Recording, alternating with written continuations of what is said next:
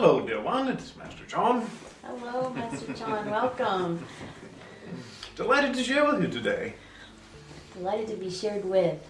Beautiful, beautiful. And looks like you have quite a few wondrous questions you want to bring forth. And I bet we have quite a few wondrous responses to bring forth. And it'll be wonderful to see where the spiral carries us today. Because there is, so much to be shared and so much to be gained. And the world is ready for a more open heart, a more empowered soul, more expressive being. And so we're delighted to share this adventure with you. Eh? Wonderful. Thank you. Indeed. So where would you like to start? Well, I think the first question that is maybe weighing on people's minds these days is finding the key or the secret to happiness. Or maybe more specifically, the secret to living a more fulfilling life. Could you share your perspective on that with us? Well, yes. And,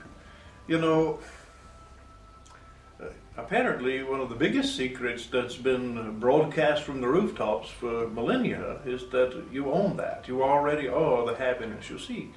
You already are the joy you seek, There is much to distract one from the realization of that in this world. When you're talking polarity consciousness and all the adventures, the ups and downs, the highs and lows, the yeses and nos, it can be very difficult sometimes to notice that pristine perfection that's latent within you, but it's there, it's in your heart, and it's waiting for you to realize it, and many times it's prompting you to realize it. And so, the biggest key to, or a secret, if you will, to happiness is knowing that it's there already, and be willing to look for it, be willing to find it. Because one of the things that is so true in an evolutionary path, it's just how consciousness works, is you tend to find what you're looking for, And so if you're looking for that joy, that peace, that love, you're going to find it. If you're looking for problems and how to fix them, then you're going to find problems and how to fix them. Which doesn't necessarily mean you're going to get happy. It doesn't necessarily mean you'll find fulfillment. From our perspective, that's one of the biggest misunderstandings in spiritual development. And while it is purposeful to be able to honestly examine your consciousness, whatever issues there may be, whatever fears or angers or guilt or whatever may be there, whatever negating beliefs that you may have, it's very important to be able to identify those and to be able to come to resolution, to be able to release them so that a purer, truer self can express, But it's like, after a point, the purpose of doing all that work, all that processing that people are so fond of doing, the purpose of that is lost. And, the original intention was to find that joy, to find the authentic presence within you.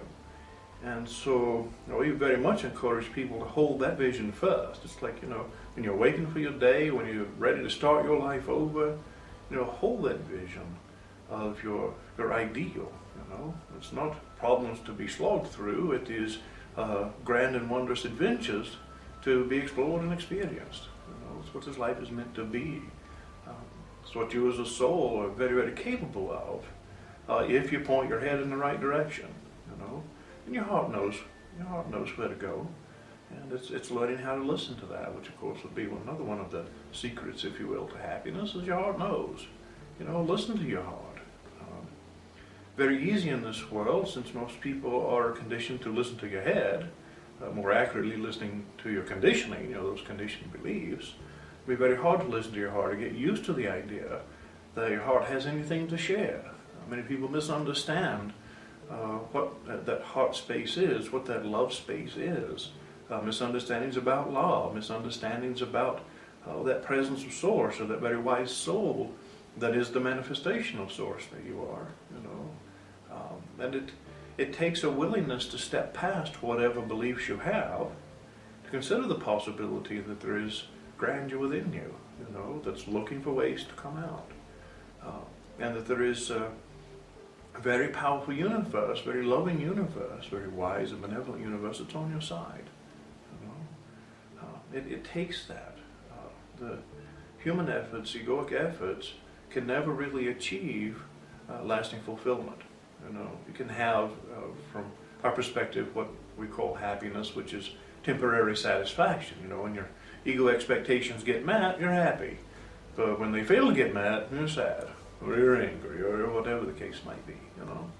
And it's like, there is something beyond that. And, you know, many teachings talk about how to get your ego expectations met. And that's great if you like functioning in this version of reality, if you like the adventure of that. Not a thing wrong with it. The universe supports you entirely, but it's not necessarily the most fun you ever had, you know. To take it beyond that requires getting in touch with that deeper, truer self, that wisdom that's within you. And that's not hard to do, just get out of the way. You know, you really can just relax and allow that higher presence, that grander presence to come forth. And it will. It's, you know, Source is happy to show you how reality works, you know. Source is happy to reveal to you in your journey precisely how consciousness works on your behalf, so you can have exactly what you want in terms of that level of fulfillment, peace, love, joy, you know.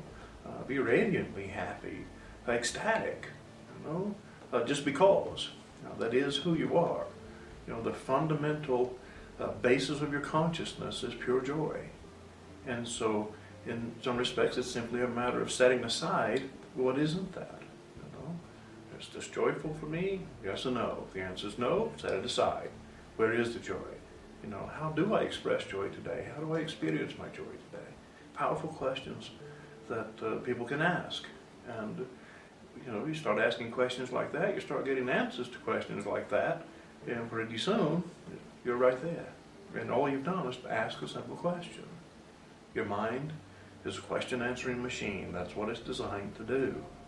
It's learning how to be conscientious and wise in the questions you ask. Okay? Now, it is said, ask and you shall receive. That's very true. So, you know, ask questions you want answers to, and then you will get them. The universe will show you, one way or another, even if you're stubborn about it.